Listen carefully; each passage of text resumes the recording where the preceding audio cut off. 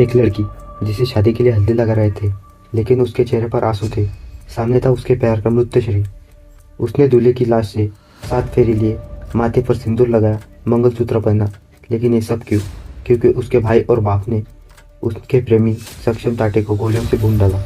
वजह थी अलग अलग जातियाँ। गोली मारकर भी जब वो नहीं मरा, तो सिर पर टाइल मारकर उसकी हत्या कर गई। नांदेड़ की वो भयानक रात जिसने अंचल को बना दिया लाश की दुल्हन। लड़की ने कहा, मेरे बाप और भाई जीत कर हारे, पर सक्षम मरकर जीत गया। पूरी सच्ची अपराध कथा जानिए मेरे साथ सिर्फ फेसबुक पर। अपराध कथा जानिए मेरे साथ सिर्फ फेसबुक पर। नमस्कार, मेरा नाम है साहिल और आप देख रहे हैं फेसबुक। नांदेड़ के संघर्ष नगर इलाके में रहने वाला 25 साल का युवक था सक्षम टाटे। इसी इलाके में सक्षम के 2 दोस्त भी रहते थे, साहिल मालेवार और हिमेश मांडेवार। इन तीनों की हिस्ट्री थोड़ी आपराधिक थी। तीनों पर छोटे मोटे अपराध दर्ज थे। सक्षम पर एमपीडीए के तहत भी मामला दर्ज था, जिसके चलते वह जेल भी जा चुका था। लेकिन 1.5 महीने पहले ही वो जेल से बाहर आ गया। 27 नवंबर की शाम को सक्षम को हिमेश और साहिल ने जूनागंज इलाके के पहलवान टी हाउस पर बुलाया। सक्षम और इन दोनों के बीच पहले से ही छोटी मोटी नोकझोंक हुई थी, लेकिन वे दोस्त थे, इसलिए सक्षम आसानी से उनसे मिल गया। वह साहिल और हिमेश तो थे ही, लेकिन साथ में गजानन मांडेवार भी मौजूद था। गजानन इन दोनों का बाप था, जो खुद MCOCA से बाहर आया अपराधी था। इन तीनों के साथ और 3 लोग थे। कुल 6 लोग वहाँ इंतजार कर रहे थे सक्षम का। सक्षम को थोड़ी गड़बड़ महसूस हुई, क्योंकि इस मांडेवार परिवार के साथ सक्षम का पुराना वाद विवाद था और वजह थी प्रेम संबंध। सक्षम टाटे और साहिल हिमेश की बहन अंचल मांडेवार के बीच प्रेम संबंध थे। पिछले 3 सालों से दोनों एक दूसरे से प्यार करते थे और दोनों ने शादी करने का भी फैसला कर लिया था।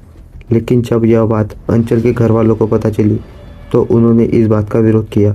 सक्षम और अंचल की जातियाँ अलग थी।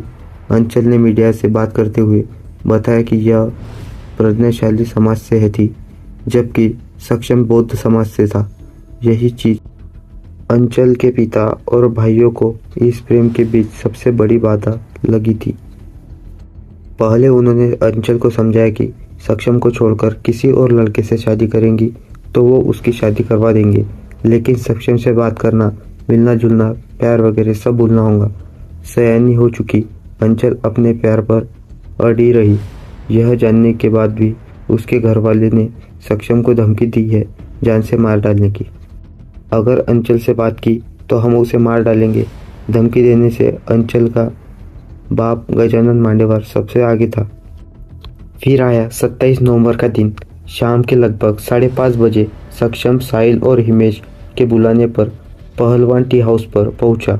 वहां गजानन मांडेवार, उसके बेटे और बेटों के दोस्त मौजूद थे।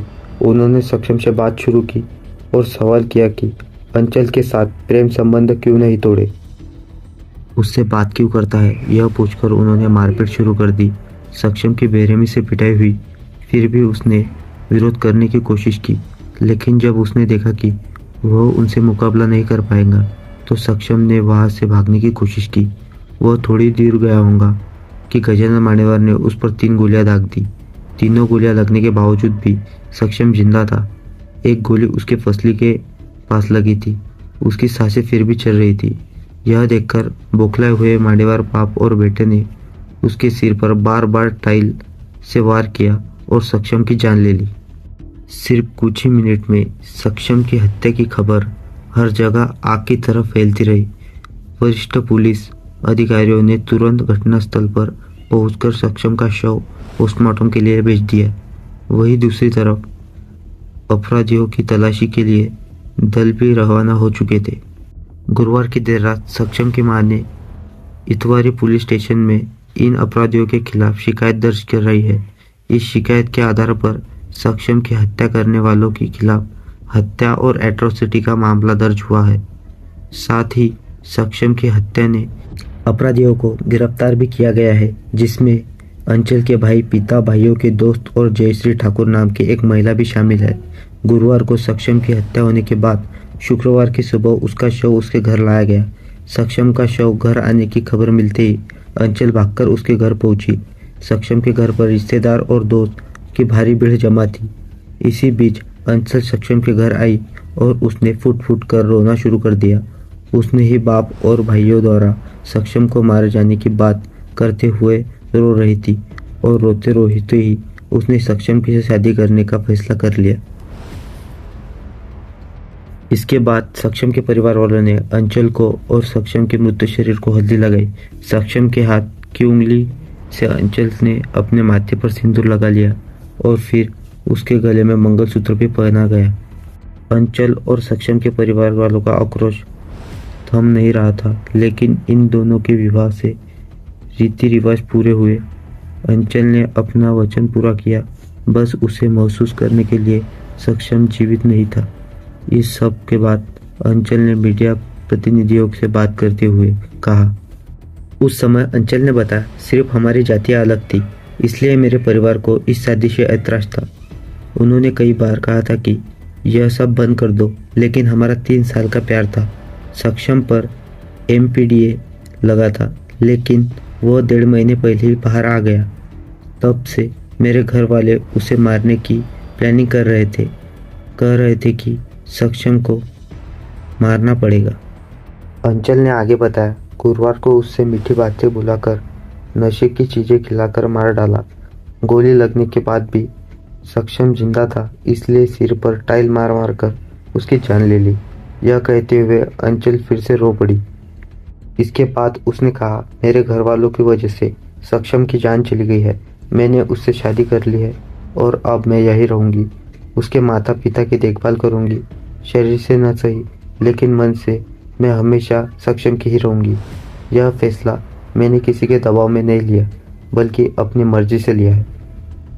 उसने यह भी बताया कि सक्षम और उसके भाइयों के बीच पुरानी दुश्मनी भी थी, लेकिन मुख्य रूप से उनकी प्रेम का विरोध जाति अलग होने का कारण था। अब इन सब में पुलिस हिरासत में मौजूद अंचल के बाप ने पूछताछ में एक अलग ही दावा किया है। खबरों के अनुसार उसका कहना है कि सक्षम का इतिहास आपराधिक था। एक आपराधिक से प्रेम संबंध पर हमारा विरोध था। हालांकि यह गजानन मांडेवार खुद मौके का अपराधी है। उसके बेटे पर भी मामले दर्ज है।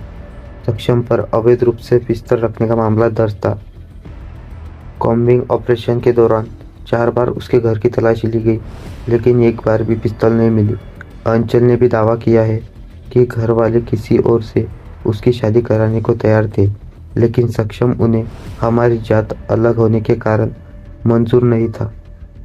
हिरासत में लिए गए अपराधियों को 3 दिन की पुलिस रिमांड पर भेजा गया है, इसलिए उनकी जांच और क्या सामने आता है यह देखना महत्वपूर्ण होगा। लेकिन इस समय हर तरफ चर्चा तो सिर्फ अंचल के इस आक्रोश की है और अपने ही प्रियतम के मृत शरीर से किए गए उसके विवाह की है। इस केस पर आपकी क्या राय है? प्रेम जाति का भेद इतना बड़ा हो सकता है कि किसी की जान ली जाए? अपनी राय कमेंट बॉक्स में ज़रूर बताएं। इस वीडियो को लाइक करें, शेयर करें और फेसबुक को सब्सक्राइब करना मत भूलना। मिलते हैं एक और सच्चाई अपराध के साथ। जय हिंद।